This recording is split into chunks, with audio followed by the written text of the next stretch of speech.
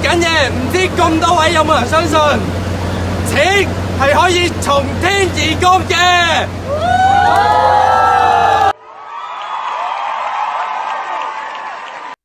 喺香港講起 crypto， 可能大家都諗起詐騙，但係你有冇諗過點解 Trump 要咁大力咁推廣 crypto？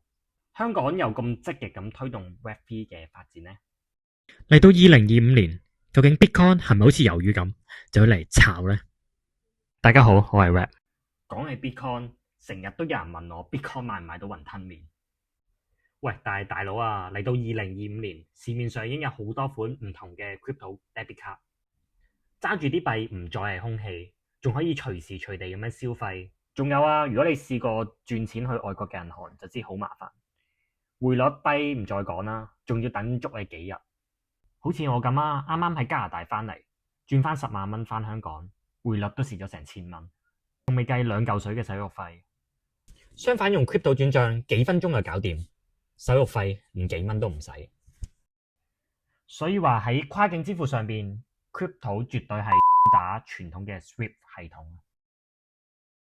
以往想要借錢就要向財仔或者銀行呢一類中心化機構去借，先唔講你要填 form 啊，又要 check 你入息、做乜、住邊、你阿爸阿媽叫咩名。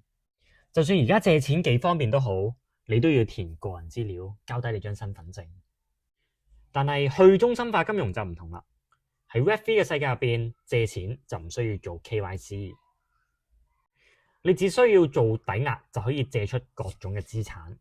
除此之外，你仲可以透過智能合約將你手中嘅資產借俾其他人，又或者去做質押去維繫呢一個網絡嘅安全，然後賺取呢個利息。喂 ，imagine 你有2層樓啊，你都會將層樓租出去賺租金收入啦。買幣做質押就好似你放租咁樣，每日就可以賺取呢一個被動收入。除咗幣本身帶來嘅升幅之外，仲多咗利息收入，咁認真都幾吸引嘅。咁當然啦，如果跌嘅話，就會出現賺息蝕價。到頭來都係做一條韭菜。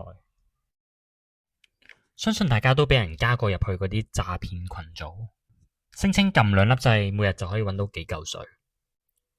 但原來 Web3 世界都有同樣嘅玩法，不過就唔係詐騙，而係真正咁派錢俾你。只要用戶幫手發幾篇文上 Nix 或者做幾筆交易，就會派一定數量嘅空投代幣俾你。可能你會問，無啦啦做咩要派錢俾你啊？其實 Airdrop 就唔係亂咁派錢嘅，而係項目方有策略咁樣吸粉。與其俾大錢去請嗰啲 KOL 買廣告位放地鐵站，不如直接將筆錢回饋翻俾真正用緊產品嘅用戶。其實個概念就好似你去券商嗰度開戶口，佢都會送啲百佳惠康超市禮券俾你啦。咁總結翻啦，加密貨幣喺支付、借貸同埋數據變現方面都顛覆晒傳統嘅行業。